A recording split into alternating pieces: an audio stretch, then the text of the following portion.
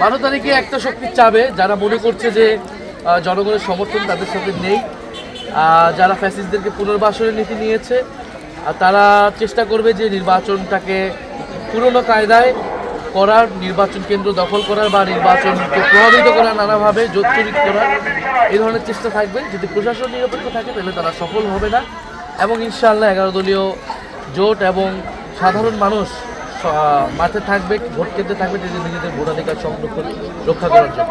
আপনার এলাকার ভোটারদের প্রতি আপনার আহ্বান?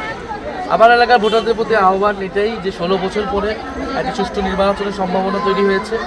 ফলে আমার এলাকার ভোটার যারা রয়েছেন, সাধারণ মানুষ আছে, তারা যাতে বিচার বিবেচনা করে ভোট দেয়, যাকেই ভোট দেয়।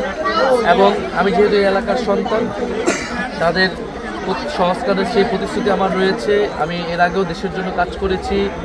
ফলে এলাকার মানুষ সেই পরিবর্তনের পক্ষে ভোট দিবেন এবং গণভোটে হ্যাঁ ভোট দিবেন, এটা তাদের প্রতি আমাদের আহ্বান এবং অনুরোধ থাকবে। হাইকোর্টের রিট আবেদনটা কি বলা হয় যে সেটার ফল বোধহয় আজকে আসার কথা এবং আপনি বাধ্য হয়ে করেছেন। এবং আরেকটা প্রশ্ন হচ্ছিল যে নির্বাচনের ব্যয় না, আমরা তো ভাই সোজা দেখেন, ভাই সেটা দিয়ে আসলে আমরা নির্বাচনী ব্যয় করতেছি, যতটুকু কষ্টের মধ্যে দিয়ে করতেছি, মানুষজন আমাদেরকে সহযোগিতা করতেছে। আর হচ্ছে রিটের বিষয়ে তো আমরা তো এলাকার সাধারণ ভোটাররা আমাদের কাছে এসেছে যে সংবিধান আইন লঙ্ঘন করে এরকম কোনো ব্যক্তি যারা এখনই তথ্য গোপন করে, যারা অন্য দেশের নাগরিকত্ব রয়েছে, তারা আসলে এই এলাকার প্রার্থী হওয়ার অনুপযুক্ত। বাংলাদেশ সংবিধান সেটা পালন করে, কোনো আইন পালন করে। কিন্তু জনস্বার্থে এলাকার ভোটারদের অনুরোধে আমরা সেই রিট করেছি। বাকিটা বিজ্ঞ আদালত, আমরা আশা করবো যে বিচার পাবো।